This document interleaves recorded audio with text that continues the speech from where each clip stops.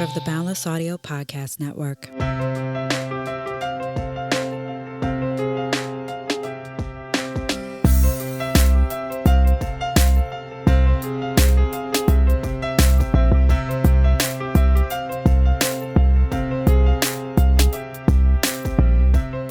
Hello, welcome to another episode of the Artist Pivot Podcast. I am your host, Ayana Major Bay, and I happen to be an actor, voiceover artist, mentor, and world traveler. This is a bi-weekly show featuring conversations about pivots and life lessons from the perspective of artists, those who work in and around the arts, and arts educators. Everyone possesses the ability to pivot. You just have to be reminded sometimes, and that is what I am here to do. To stay up to date and in the know about merchandise, exclusive content, and how to support the show, please subscribe to the newsletter at ayanabay.com/podcast. That's AYANABEY.com/podcast. And there is a link in the show notes. We'll get to this week's episode after a word from our sponsors.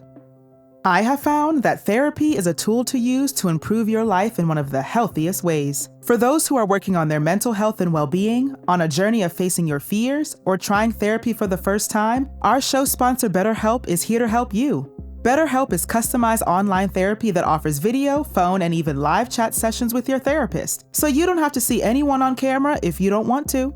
Join the 2 million plus people who have taken charge of their mental health with an experienced BetterHelp therapist. Get 10% off your first month at betterhelp.com/artistpivot. That's betterhelp.com/artistpivot. All right, y'all. So today on the podcast, joining me is Miss Olithea Anglin. And fresh from her Carnegie Hall debut with the world-renowned Burnt Sugar Arkestra, Miss Olithea is a native New Yorker that has been singing since the age of 3. By the age of 18 years old, she had performed at every major concert hall in New York City. She attended the Hartt School and received her BFA in musical theater. Olithea is grateful for the opportunity she has had to perform in various theater productions all over the country. After the passing of her father, Olithea changed gears and decided to start writing her own music. She has come out with 2 EPs, Long Day's Journey in 2016 and To Be Seen and Heard in 2017. Since those releases, Olithea has deepened her practice in meditation and experimental music. With the use of vocal loops, FX, and sound bowls, she channels spirit that calms the heart and eases the mind. In 2022, she released Cosmic Church, a live meditation EP. Miss Olithea also is a voice teacher, and in November 2020, she started her own private studio, The Vocal Journey. Olithea finds true delight training singers in evidence-based techniques for a lifetime of healthy singing. Y'all, welcome, Olithea! This is okay. Can I just say that I haven't, you are the first person who's read that bio back to me.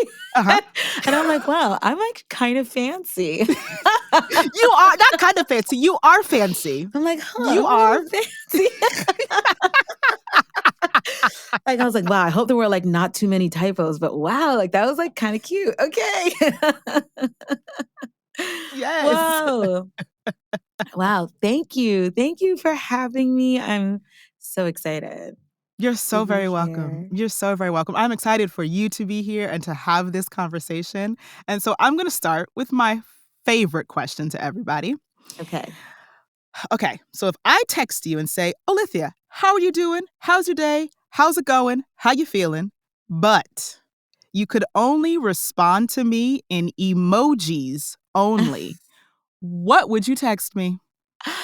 Well, my favorite emoji is the one that looks like he's kind of drunk. So it's just it's red in the cheeks, squiggly, Squiggly mouth. Squiggly mouth. That's I love that one. And then also the smiling face, but melting to the side. Is that, and then also my favorite, red lady dancing. Yeah. I'll give you those 3 emojis. Great. Thank you. Thank you for that imaginary text. Thank you.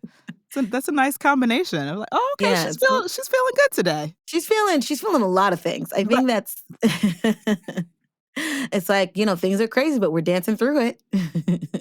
Ooh, that's a good way to put it. Things Yeah. are crazy, but we dancing through it. We're dancing through Yes. it.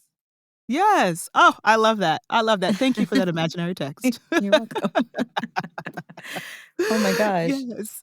All right, y'all. I wanted to bring Olithea on because we've known each other for a good number of years. Yes, we have. We Like, have. yeah, a good number of years. And we Yeah. also, like, share heritage, like Yes. Oh my God. Yes, we do. Because both of our mothers are Bishop's girls. Yup, Shout out to Guyana, yup, Georgetown. Oh yup. my God. I almost like literally almost forgot about that. That's insane. Yes, we do. Mhm, mhm. Wow. Yes. Yeah. Yeah. And in our little y'all, I had to press the record button because we were about to go into a whole Sure conversation were. before I pressed record. But what we were talking about was that we are kind of two different people now than when we met Yes. years and years and years ago on the musical theater scene up until now Hmm. in 2023. And like, Right. wow, like we are different people. And like Sure. I for mean, the yeah. better, For the better. Absolutely. Absolutely. but we're different Absolutely. people. And so We, like, yeah. go ahead, go ahead. No, I was just thinking of like, I remember when we sat in I don't even know if it's still there, that McDonald's on 42nd Street. We were Mhm. like in between auditions or something, and we were just like talking and laughing and giggling. And that's when we found out that we were like, oh my God, your mother's Guyanese? Like my mother's Mhm. Guyanese. I'm like, did your mother go to Bishop's? Like that's always my question when I meet like other Guyanese people. I'm like, did your mother go to Bishop's? Because the Mhm. way my mom reps Bishop's, like, I'm like, okay. All right, girl. I'm like, you know that you are not there anymore, right? Mhm. So Mhm. I was like, another bishop's child. How's that going for you? Yes. All of Good. that. So Yeah. yeah, Yeah. it was wild. Such a Yeah. time. What a different time. What a like it's completely different. I Like that know. was our non-union waiting Yes. around for equity audition days. Oh, So yeah. yeah, I'm really glad that I'm past that phase of getting up at 6 a.m. to possibly be seen at an audition, Mhm. Mhm. you know? Yeah. So okay, here's my question for you then. Okay.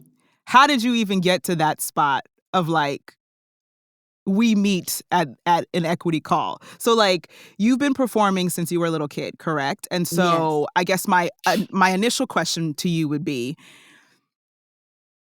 did you know that you wanted to make performing a career when you were Mhm. younger? And is that the path you went down? Yes, I knew um for a long time. I think like I made the decision at like 3 years old Okay. that I was going to be a singer. I remember talking to my mom and being like, I either want to be a figure skater like Christy Yamaguchi, Yes.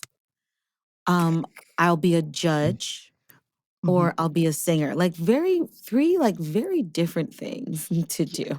Yes. So singing stuck. Um, and that's what I went with. So I just always knew I wanted to perform. And then my mother, being an immigrant, being like, we work hard for everything. She's like, okay, you want to be a performer, you want to be a singer.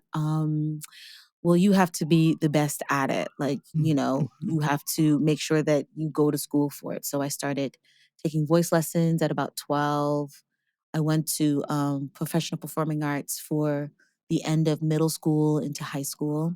Okay. So that was like my first audition ever. And then from high school, I, was in love with vocals, but then I saw hair for the first time Okay. and the musical Hair, and that really changed my life. And I was like, I can do so many things on stage. I don't have to like just stand in one place and sing, you know? Mhm, mhm. So I then went to, and I'd never really seen a musical ever. Um, but then I auditioned and didn't get in first right away for the musical theater program in my Mhm, high school. Had to go do a summer program because I've never acted before. And they were like, you're just so green. You're not really sure what you're doing. And I was like, okay, cool. mhm. Um, So I just decided to get back into it and got auditioned finally in the summer, got into musical theater, and from high school I did both. I was a musical theater major Mhm. and also double majored in classical music. So, and I was the Wow. only person that did that. Yeah, there's a teacher I always see. He's like, you're the only person that's ever double majored. And I was like, Right. That deserves a hair flip. I know it was quite stressful though. But I can imagine. um, yeah, because it's wild. It's like a performing arts school, so like they take it very very seriously. Mhm. Um, and then I went to college for musical theater. I got into the Hartt School in Connecticut Mm. and stayed in that conservatory for 4 years. Mhm. And then came out and they were like, you have a choice. You can either do, it's like regional, Broadway, Uh-huh. or bust, right? It's like they Huh. never really gave us the option to Mhm. look at different things. It's like Uh-huh. you have this degree for singing, for dancing, for acting. There's so Mhm. many things you can do. And Mhm. they were like, well, no, it's like, you do theater and that's it. So flash forward a couple of years, there I was at those non-union calls, Mhm. Mhm. just trying to get seen. And yeah, that was a rough period. I will say it was hard. It was hard. Oh, yeah. Very hard. Like, Mhm. very, very hard, and I know times have changed now since, a lot of things are now self-tapes, but that time was Right. hard. Like, you're like, "What?" Like, "What are we doing here? Why are we getting What up at are we 6 doing? AM? Like, what do we do?" But it it was hard. It was a different time, and it was but it was something that, I'm thinking about how when you were leaving school, they told you it was Broadway, regional, or bust. But the Right. fact that they separated Broadway and regional, it's like most people's goal was to get to Broadway, but if I'm not working there right now, I'm gonna go work regional. Like, there's nothing Right. wrong with that. Yeah, and I wanna be clear, like, they didn't it's not like they said that, but a lot of Mhm. their teaching was very focused on, you are gonna perform in a musical theater way because that's what you're doing, and they really I didn't see. take the time to be like, there are so many things that you Mm. can do. There are so Mhm. many, like, different diverse ways that you can feel artistically full and financially full, Come on. right?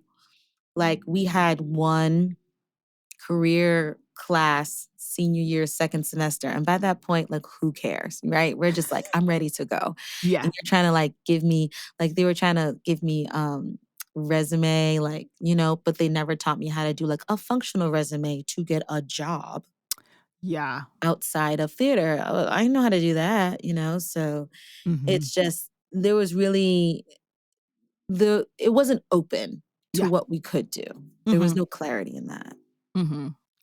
Yeah, I understand that. I definitely understand that. I think I came out of college like that too, like, tunnel vision, focused.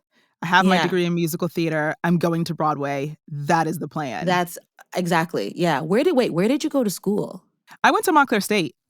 Okay. Oh, Mhm, okay, okay, okay. Yeah, fierce, mhm. alright. Yeah. So Dope. that was it when I came out. But I had also worked the summer prior at a regional theater. Like, that was my first job, was the Same. year between junior and senior year. So I was like, Yeah. "Okay, I can do this. Once I I could do graduate, this I'm a book. Imma be, literally, yeah, same ready." one. I same thing. I, like, got a summer stock gig, and I was like, "Okay, I got it.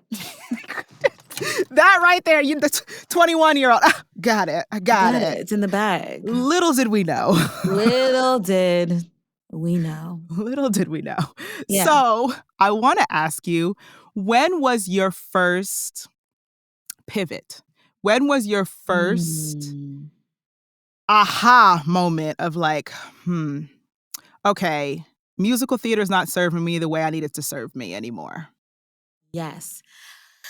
Oh, I distinctly remember going in to a Music Man audition Mhm. and being like, "What am I doing here?" I Mm. forgot my character shoes. Mhm. At the time, I was, like, auditioning in full sneakers, and it was one of those auditions where it's like, you know, now they're more inclusive with their, a nice way to say they let more Black people in, Mhm. to do legit musical theater, but at that time, it was quite white, and I was the one of a couple Mhm. speckles of Black people there, and I remember being like, "I don't wanna be in the" it was like an ensemble thing, and I was like, "I don't wanna be in the chorus of Music Man." You Right. know? Like, I didn't wanna do it in college, I got out of it because they were doing Once on the Island, and they only had a speckle of Black people there too. So, I was like, "I don't wanna do this." So, I started to think like, "Okay," and I started talking to friends being like, "I want a life where I wanna do music separately, like, I wanna do music separately from acting separately." Mm. Like, I Mhm. started to decouple what was going on. Ooh, That's what yeah. that's what was starting to happen, and I was like, "I'm just not happy, I hate that my job, my career, my creative life is not in my control. It feels like it is in the control of a casting director, a Mhm. director, you know, and it feels like and if I'm not the flavor that they're looking for, like, they don't even tell me. So, you know, you just wait a month and you're like, "Well, I haven't heard anything." So, I was like, "I can't live in that Mhm. anymore and be happy." Mhm. And it was around the passing of my father, which is interesting because today's his birthday. Um, Aw, I know, yes. yeah, it's like his birthday, so happy heavenly birthday, dad. Yes, happy Um, birthday. yeah, I was like, I think I wanna just go into create music. Mhm. I wanna just be a singer-songwriter. So I Mhm. started writing and I started hooking up with a band that went to school with my younger brother at CW Post. Mhm. And we started just gigging together and we did a bunch of covers. And I remember going to my dear friend Jason at the time, and I was like, "So I wrote this song, Mhm. and you know, I want to like put it to chords, but I don't really like play or anything." And he was like, "Well, let's work it out." So like sang the lyrics to him and the melody, and he put chords behind it. And I was like, "I like this, but I don't like this." And Mhm. that's when I started creating, and we were in a band, Something Major is the Yeah. name of the band. Yes. And we started gigging. So we started gigging in Long Island. And then I was like still auditioning, but I was phasing out slowly. Mhm. Like little by little, I was like, you know what? And then one day I was like, I think this is my last audition for now.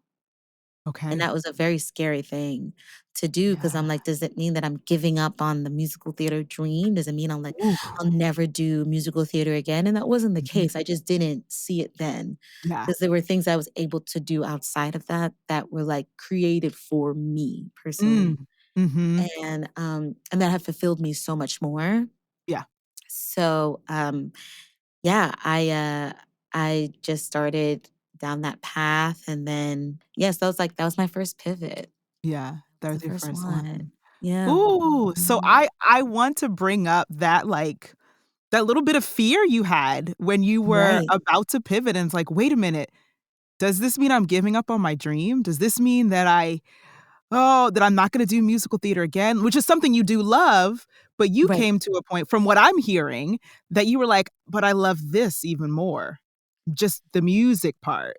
Yeah, I felt like if I because I at that point, you know, people's validation really meant something to me, Mhm. and especially from my alma mater, and I was like, you know, am I a failure because Mm. I didn't make it, you Mhm. know?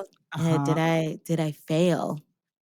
Yeah. So that's what I was feeling. I was like, it's that fear of like, oh, I guess I'm like, you know, I didn't make it to Broadway. Cause that at Mhm. that point, like a couple of my classmates had started doing like big Broadway things, big Mhm. regional things, and it just wasn't happening for me.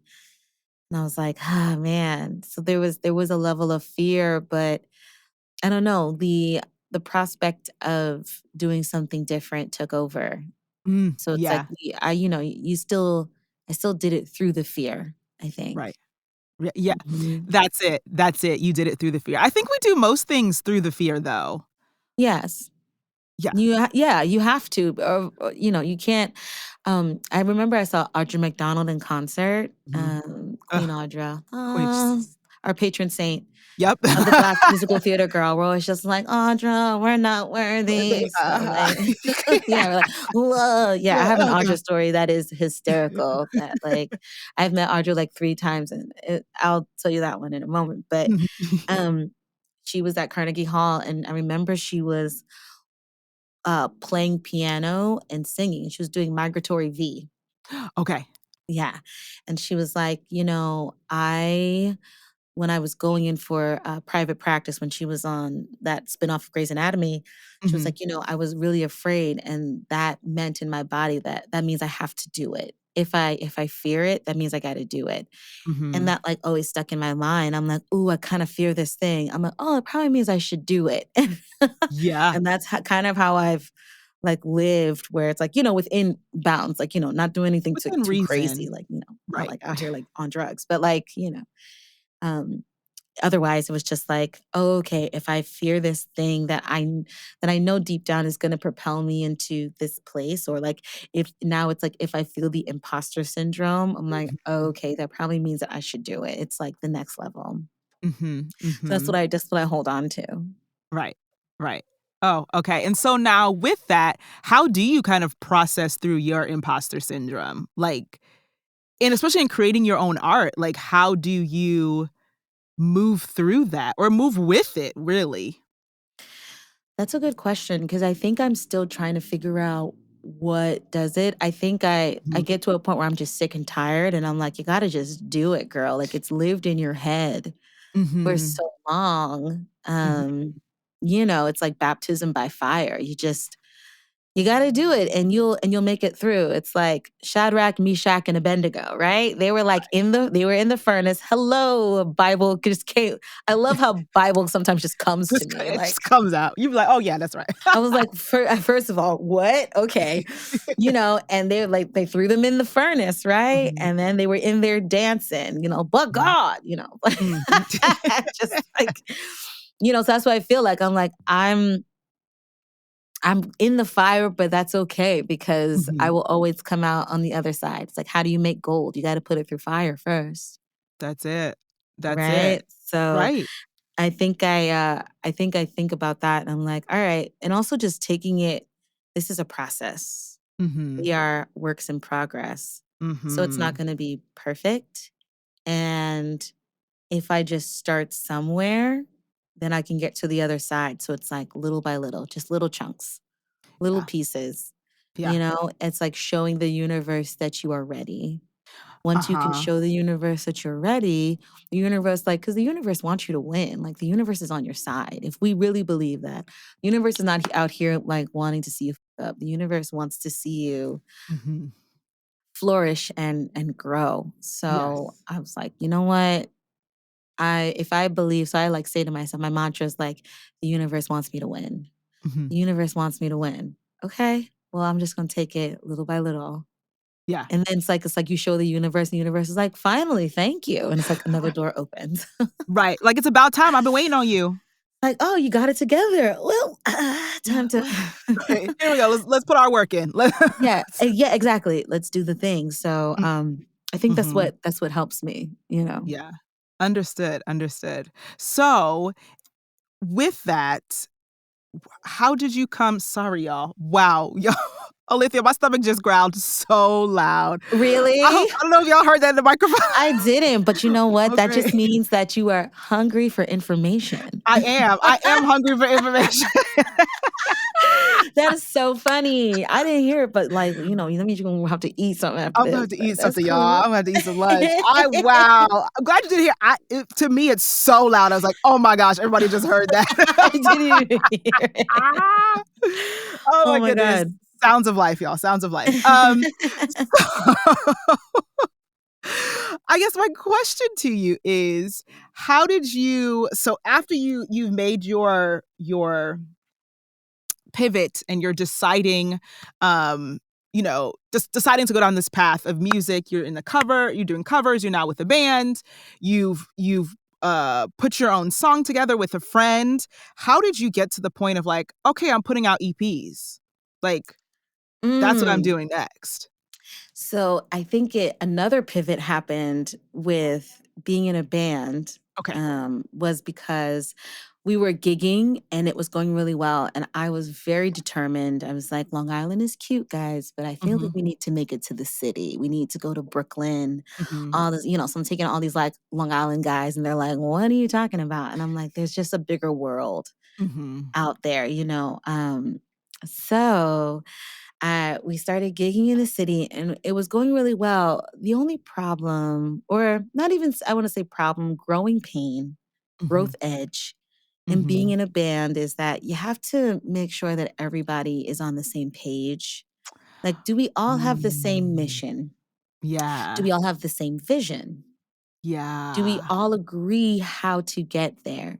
And with 5 people, it is incredibly difficult. And I felt myself getting frustrated with I think, I don't want to say lack of interest, but I think it was lack of direction. And I also felt myself getting kind of burnt out.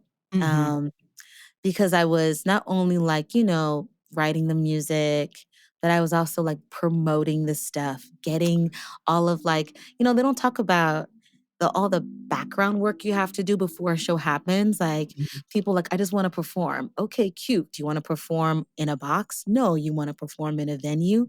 Well, you got to start sending out venue emails. Do you have not you the venues are not going to just take your word for it. Do you know how many people want to perform in New York? Okay. What are your promotional materials? Well, do you have video? Okay, got to get video. Do you have photos? Okay, got to get photos. Do you have any recorded music? Because they want to go through everything, right? So you're doing all of this, and I was doing all of it because I was so determined. Yes. So I was the one being like, let's do our photo shoot. And like, so I was doing the booking emails, doing all this stuff, and then promoting it for people to come out. And I would tell them, like, hey guys, you should promote because in that situation, the amount of people come out determines how much money you make. Okay. Which, I could go on and on about venues and performers and the parasitic relationship that happens, that it is not symbiotic to say the least. And I just got to a point where I was like, okay, I think I want to be a solo artist, which was really scary because I never thought I wanted to be a solo artist, be in the front. Like I wanted to be part of a band, but it was just a cover. Like it was just, a facade. I was like, I should do this solo. And once I made that choice, I'm like, we're all friends. I love them so much. And we still like play together every month. Like if I need somebody, I know that I have like 6 people that I can always call to like do the thing. Yeah. And they were the people that played on the project anyway. So it's like, yeah, so they were like, so we were still in a band, but I just wasn't like something major. It was just Miss Olithea was how it came up. And I decided I wanted to make an EP and put all this music that I had written, through like love that didn't work and everything and just growth, and decided to put it all together and create an EP, which is such a different, I learned so much in Yeah. that whole process. Oh, absolutely. I was so musical theater. Like I'd never recorded. I did only did was live performance for so long that I hadn't recorded anything until I was about 25, 26. I'd never been in a recording studio where I was like recording vocals Yeah. like that. Never did it. And a producer laughed at me. He was like, wow, you're like kind of old to do this. And I was What? like, yeah. I was like, the disrespect. Wow. Yeah, so disrespectful. And he was like, yeah, I'm working with somebody who's 17 and doing it. And I was like, well, I'm 25. Which is very young still. I mean, hello. By the like way. now, like literally 10 years later, I'm like, what a rude, how dare you? So rude. So rude, so rude. So yeah, I just like was like, all right, I'm gonna put this together. didn't know anything about the mixing process. I didn't know anything about mastering, how much things would cost. And it's like, if you in like the studio, like the where I recorded it was a hole in the wall, like in a closet of a studio. And so it's like, you spend more money in the mixing because if it's not recorded well, then the Ah, mixing engineer has to do more work on that side. right, So I was like, good to know that in right, the future, I will make sure that all of my recording stuff is like in tip top shape, right? right. And then learning the difference between mixing and then mastering and like what that whole process is and how to listen to your stuff on different speakers. So I was like going to my brother's car, listening because you want to listen in car speakers, you want to listen Mhm. on flatter speakers. You just want to make Uh-huh. sure that any way that somebody would listen to your music, whether it's through your laptop, through the Bluetooth, Mhm. everything that it sounds good in every medium. Yeah. I knew nothing about that. So that was definitely like a whole new process Mhm. altogether. But it was amazing. And then the whole promotional aspect. I gotta put together a music video. I gotta do a Yes. cover shoot. I Uh-huh. gotta find a venue to do an EP show. Mhm. Mhm. You start billing with other artists. Like it's a whole other thing, but I was really and still am very proud of myself that I was like, "Imma just do this and see what happens." Mhm. Mhm. I'm proud of you too. Oh I am my proud of gosh, you thank too, you. sis. Thank you. Yeah, yeah, you know. You're welcome, 'cause you did. Imma just do it. And you Imma figured it just do out. it. Like, Figured it out. you figured Figured it it out. out. But I will say that in listening to you, I was like, "Oh, she learned some of those skills from being in the band." Like, the Yes. booking and the promo Yes. stuff, and I was like, "Well, Yes. the band was kind of preparing you for your solo." Absolutely. It absolutely was. Everything was designed, Mhm. you know? Mhm. I just grew out of it at that point.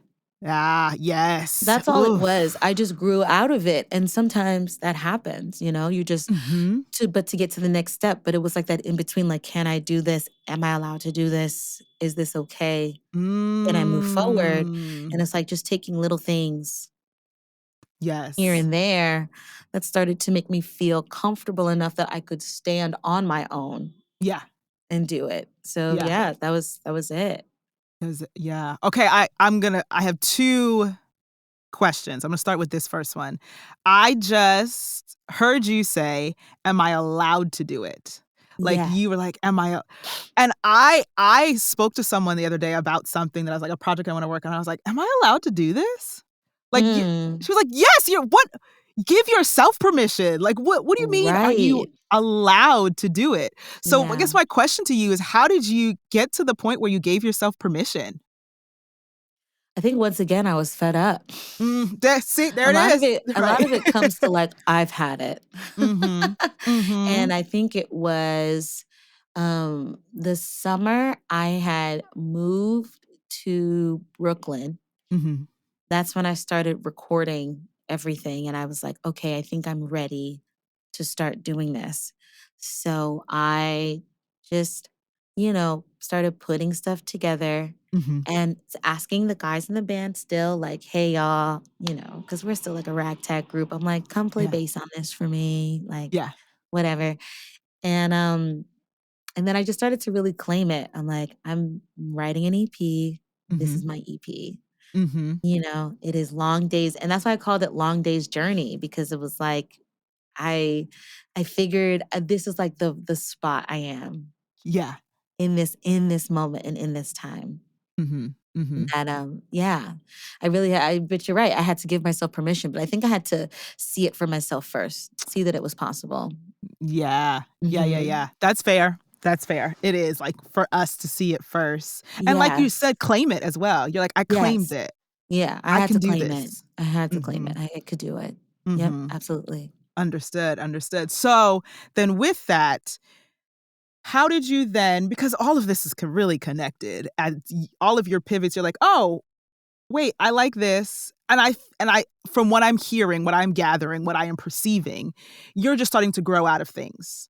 and Yes. you are like giving yourself grace to be like, okay, Olithea, you've grown out of this. Now, what do you want to do next?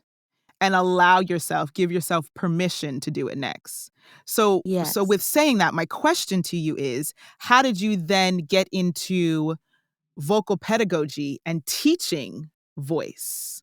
Oh Coming from my I'm a gosh. solo musician, I'm making my music, I'm putting EPs, I'm performing, but I got this Mhm. other branch over here. Okay, so, how did I get into that? Well, you know what happened? I, um I was teaching in schools, just Mhm. doing, like, teaching artist stuff, Yeah.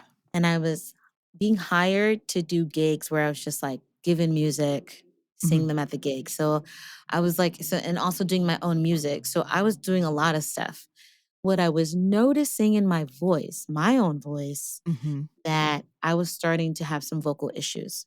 Okay.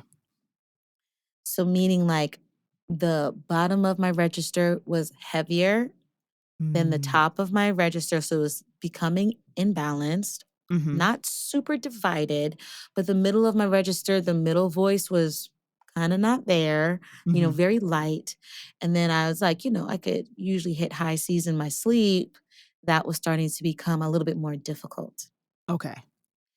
So I was like, huh, I'm noticing, and I hadn't been in my own voice lesson in maybe like I want to say like 6, 7 years, maybe about, or like Okay. 6 years, yeah. Because I moved to Brooklyn and then I was just like living and everything. And Yeah. so no, I want to say like maybe like 4 years. I want to, Mhm. yeah. Well, time is time. Anyway, Yes. so I was like, figuring all of that out, and I wanted to start getting into voice teaching. And a friend of mine was Mhm. like, you should take from my teacher. She does Mhm. really interesting things that are so different, but they work. Mhm. It's not going to be like a voice teacher you've ever had. And I was Mhm. like, okay, cool. So I met with Kristen Ruiz, who is in charge of Sonora Voice, her own studio, because she was one of the heads at NYU in their vocal pedagogy. No, I'm sorry, their voice program, where it's Okay. like where they train singers who are also teaching and stuff. It's through Steinhardt, I think. Mhm. So I had an initial lesson with her, and I was like, I just loved her energy and like how she spoke to me. There was so much compassion and understanding. And then Mhm. we had a lesson, and I was like, oh my God, I love her. Like the things that I was saying, like she was like, oh, you're going to be fine. Like, Mhm. I was like having some acid reflux. She was like, I will say that your vocal load is too large, Mm. because at that point, we don't always connect the fact that, like, how we speak does affect how we sing. Yes. They are one and the same. Your voice cannot tell the difference between the two.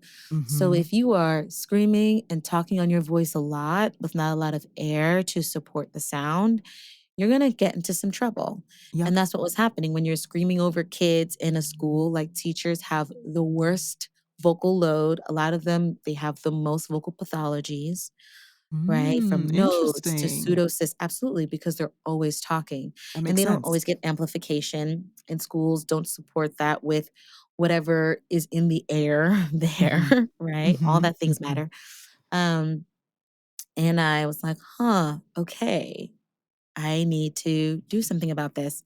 So and then the pandemic happened. Yeah. So what happened is that, oh, we all went virtual, or so the amount of gigs I had literally cut in half. I Mhm. wasn't doing them anymore. I was teaching virtually. And then for some reason, a little bit before that, people were like, hey, do you teach? And I was like, I mean, yeah, I've like taught voice, like I've taken voice lessons for a while. I could probably teach it. And I started to get really into it and started to really enjoy it. Mhm. But I remember being like, I don't want to be the voice teachers that I've had. Mm. I was like, Yeah. I wanna make sure that I teach in a way that I will always be able to take care of somebody's voice in Mhm. a way that my voice wasn't really taken care of. Fair. That felt really important to me, at that Mhm. moment. So I reached out to Kristen and I was like, I was asking her questions because I was starting to get asked from folks that were trans that were like, my voice has changed due to estrogen or due Mm. to testosterone. Do Mhm. you teach changed voices? And I was like, well, I have You're no just like, idea. So I like, right. no clue. So I reached out to Kristen and Kristen was like, I am starting this vocal pedagogy program. Would you be Mm. interested in taking it? It's pretty rigorous, which it was. She said, but through that, you can learn voice building. You can learn how to, the voice, like anatomy wise, you can learn the physiology of it. You also learn the acoustics of it as Mhm. well. So it's like all Mhm. the science behind everything that we were doing and why we do the things that we do in the voice. And I was like, oh my God. So it was my first year of doing all that. We met every week Yeah. for a full year. I had to do demos. I had to learn how to warm up people on the piano, like Okay. all of this stuff, like things I hadn't done, Mhm. before. But then I also realized that whatever experience I had performing wise also was part of that. Like Mhm. that my intuition wasn't off. It was quite right. But now I have the science behind why I did what I did and how I do what I do. Right. And I was like, this is all coming full Full circle. circle. Yep, yep, that's it. Yes. Yes, yes, Yeah. So yes. it was very, yeah. So that's how I got into it. I got certified Mhm. in it. So now, like 2 years later, I'm still in the program. It's not as rigorous. Okay. But it still like opened my mind, lots of discussion, lots of because the voice field and how sound is being talked about is constantly changing, Mhm. which is awesome and amazing. So it just gives me so much more information to help people. And one selling point that Kristen told me was like, you want to be able to teach voices that are different from your own. Ooh. Right? It's like you Yeah. don't wanna just teach based on what works for you, like what method works for you.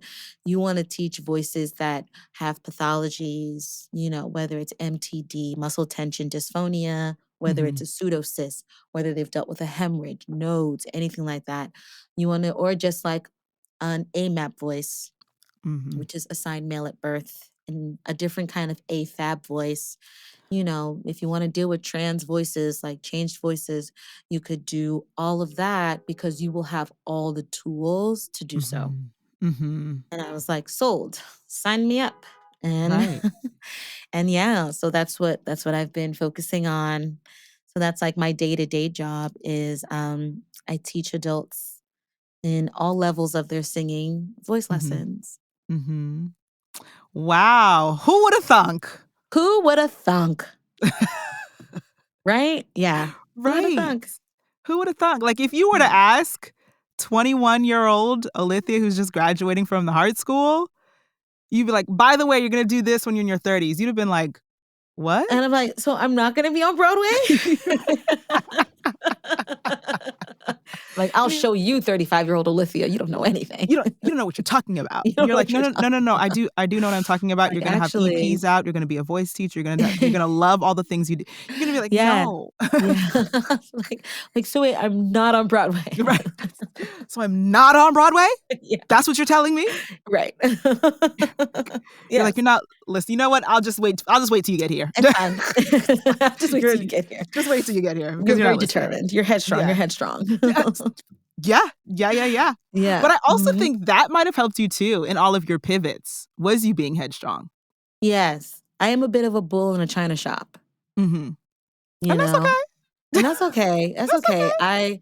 I'm also like I'm definitely like a woo-woo girl. So I love Mhm. astrology. So I'm like, that's my Aries moon Yes. talking. It's very much so headstrong and like, will Mhm. loves to be independent, find my own way, find my own path, figure out what the rules are. I just want Yeah. to know the rules so I know how to break them. That's what I Ooh. always say. Ooh. I just need to know what the rules are so I can break them. I gotta give you an applause on that one. I might have to borrow that from you. Please go on. Yeah. I just wanna know Figure the out all the rules so rules I can break them. so I could break them. That's what I always say. Like when I would always like get a job when they were like, well, here's what the rules are. I'm like, great, cool. So I can break that one and I can break that one. Ah! Yeah, I was like all I did. I was like, yeah, okay, great. Oh, yeah, that's it. Just learn all the rules so you can Yeah, break so them. I can break them. Yep. Oh, I love that. I love that. Okay, so one last question because this is like for me. You put here that you also are now like into sound bowls, and like I want to Yes. know where that came from, and like Oh how my did you learn to gosh. play them, and like I'm interested. Like I want to know. So I think I have to backtrack a little bit Sure. because the sound bowls is like the latest piece of the puzzle. Okay. Okay. But what happened is that there came also a point in my solo career of doing singing and songwriting where I was like, huh, every time I want to perform, I have to have somebody perform with me. Mm, And I was like, I don't really want to be at the whim of anyone though. fair. Right? I'm like, I want to be able I want to also it was getting to a point where I was like, I can't always pay everybody. Yeah. Because that's a Yeah. thing too. It's like, these gigs, a lot of times, they maybe will pay like, overall, if we're lucky, 500. If I have 5 people in a band, that's $100. That does not cover the rehearsals that we've had. Like, that's just a good faith thing. Like, it covers your gas and 2 drinks. Like, thank you for coming. Right. Mhm. So I always wanted to be like, if it's a big enough gig where I know that I'm getting a really good guarantee prior. Now I was in a point where I was like, I could start making guarantees, being like, I can bring this many people out, therefore I should get this much money and like Mhm. negotiating in that way. Mhm. Um, but there were times when I just wanted to play and I couldn't really depend on anyone to play with me. And I wasn't proficient enough in piano at that time. I was playing a little bit of ukulele, but it just wasn't enough for me to like do a full set, Mhm. right? And then I would say like a full set could be about like 4 songs, 5 songs. Mhm. So I saw someone start looping, vocal looping. So Okay. what it is, it's like a analog controller. Here I have my baby next to me. I can show you. Right. Yes. And Okay, I this is see. the big dog. It wasn't this big. It's like it was half this size. Okay. Um So I saw Star Busby, who is a fantastic singer, Mhm. looper, actor, and a Mhm. dear friend of mine. And I didn't know her at the time. And I saw them looping, and I was like, "What is that? You can make loops and harmonize with yourself and create songs and what?" And my mind exploded, and I was like, "I want to do that." So I bought a looper and sat in my room in Brooklyn and Mhm. just looped for hours and just like figured it out, did so much. And then I was getting into the world of tech. Okay. And music tech is the learning curves and the amount of tears I've cried when it's like, I lost my stems. Like, because then I started learning Ableton, which is Mhm. a DAW, and I was like, "Oh my god, I wanna start recording my own." I don't wanna always go to a recording studio. I don't have Mhm. recording studio money, like, hello. Mhm. So, my partner, he is an audio engineer and a producer. Okay.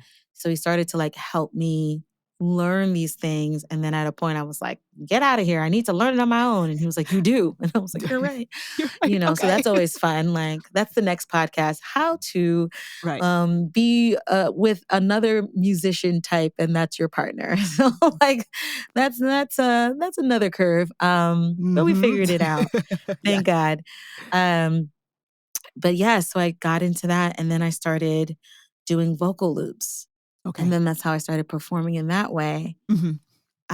The pandemic happened. And then I guess it's still happening to a point, right? Yeah. Yeah. Um, and I started So then I was like, I need to like calm down. So I was looping, Fair. and looping is so interesting because I think there is a point when it's like the brain, because like so many loops at once. I believe it's like this moment where I'm like talking to God, talking to the ancestors, because sound doesn't really die around us. It just, like, sound never dissipates. It's very interesting. It is always there. It's just at a frequency that our human ears can't recognize, but it's still around. Okay. And I think that through looping, at some point, I can reach that frequency, Yeah. So I got really into that. And then I got really into chakras and like what those meant. And then I got into sound bowls and I was like, ding, ding, ding, this is making sense to me. Like, I found So it. yeah, so I started to correlate like the technique of analog looping and bringing in a synthesizer as well, and then doing sound bowls. And I was like, I could, and I was doing it at home and my partner was like, you are helping me sleep right now. I'm having a great, I was like, calming down my whole house. I was like, Yes. and Yes. I got really into it. And then I started working with an ex-collaborator of mine, and we just like put this together. We called it Cosmic Church. And we would do it every Friday on Instagram Live. We would Yes. do this like looping soundscape thing, and it was all improv. Absolutely improv. We like barely even looked at each other. We were just like feeling the sounds, and it's very an outer worldly experience. And then I was like, I think I want to just start doing sound bath meditations Yeah. on top of everything else I do. Just add another thing. It's fine. It's Just add another fine. thing. It's We fine. do It's a lot. diversifying. We're Right. diversifying. And yeah, so then I got into it, and that is what I've been doing.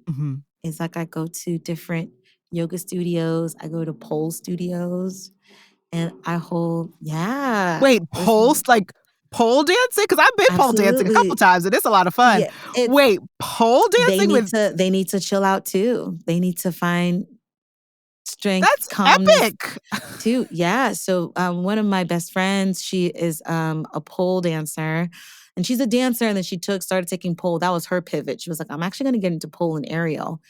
So she was teaching at this studio, and I was like, hey, I want a space where I can hold sound bath meditations. And she was like, I think you could do it at the studio. So that was my first like brick and mortar, was Full Circle in Brooklyn. Yeah. So I still do it there. And and then I've now moved to a couple of yoga studios as well with it. And I've even started working with another pole dancer, and we did a workshop 2 weeks ago called Meditative Motion. Oh, okay. So I was the sound bath, soundscape music, and she was just giving other pole dancers prompts to go off of, and they were just creating movement to the sounds that I was making. It was very, very, very cool. Um, Yes. and that's that story. That's where I'm at right now. It's just Yeah. I'm in a world of improvisation. Yes. Yes. Come on, world of improvisation. I mean, that's a great world to be in because that's when you discover, right? It is. It is. I've heard the phrase that I now love is intuitive conducting. Intuitive Yeah, conducting. or like, I'm sorry, intuitive composition, which I'm like, Okay. but it's also intuitive conducting as well. Yeah. Like there's something in there, but Yeah. Yeah. Those are yeah, both great. I love those are that both though. great. Those are both great. Right. Oh, but right, the intuitive part of like, right, we're just gonna Yeah, see what right. literally comes out of my soul. Yes, yes, yes, Yeah. Oh, absolutely. I love that. Olithea, thank you so much for sharing, like, your journey and your pivots and your, Oh like, my gosh, thank you so much for having y'all. me on You're this, so and welcome. congratulations on your pivot. Thank you. And Thank you, like, thank and because you. podcasting, I don't know, people don't know that podcasting is, to stick with it and be consistent is not easy. It's not a game out here, y'all. It's not It's not. It's not a game. It is not easy. And I applaud you for constantly, like being consistent and doing it and, being very, very organized. It was me who was disorganized, guys. It was me. I'll tell on myself. I was a mess. I was like, where's the link? And you're like, it's right here. And I'm like, I can't read. Um, I was like, thank you so much. Like to just be like the organizational piece, then to do this and like just stick with it is not easy. So I applaud you for Thank you. doing this and like holding fast and doing that. Like go off. Thank you. Oh, thank you so much. Thank you, thank you, thank you, thank you. And before I let you go, I have a couple of wrap-up things. Okay. I got 3. So the first one, to wrap up, what would be your word of wisdom or word of advice to any artist, or if I'm honest, any human who's looking to Right? pivot or make a change? And, we out here, it's tough. Like, I'm not gonna lie, it's tough. It's But, like, tough. what would be your word of advice? Do it. Just do it. Mhm, Do it and don't think of it if it doesn't pan out the way that you want in that moment, it's not a failure. It's mhm, something that will make sense in the future. But if it's in your brain and if it's in your brain, if you feel it mhm, in your heart, and if it touches your spirit, then you should absolutely do it. mhm. You gotta just Yes. do it. Just do it. Yeah, Oh, just do yes. it. You'll be fine. I love that. Thank you. Thank you for that word of advice. And then next, where can everybody find you out here on the interwebs? Oh man. So you can listen to my music and all streaming services. It is under Miss Olithea, MissOlithea. I am pretty active on Instagram at Miss Olithea. Also, the Vocal Journey Studio, which is my voice page as well. I share like tips and tricks, and you see me like working with students and also Yeah. working on my own music and being in my own voice lessons, being like, this is what it looks like. It's not glamorous, but I Mhm. think people really enjoy the process of it. Like I love the process of it. Yeah. So yeah, and getting my YouTube stuff together and Okay. redoing my website because my God, it's been a while. So now I'm like, I've done so much and it is not available on my website. So Mhm. be on the lookout in the next coming months that will all be taken care of. So Okay. yeah, I'm around. I'm around.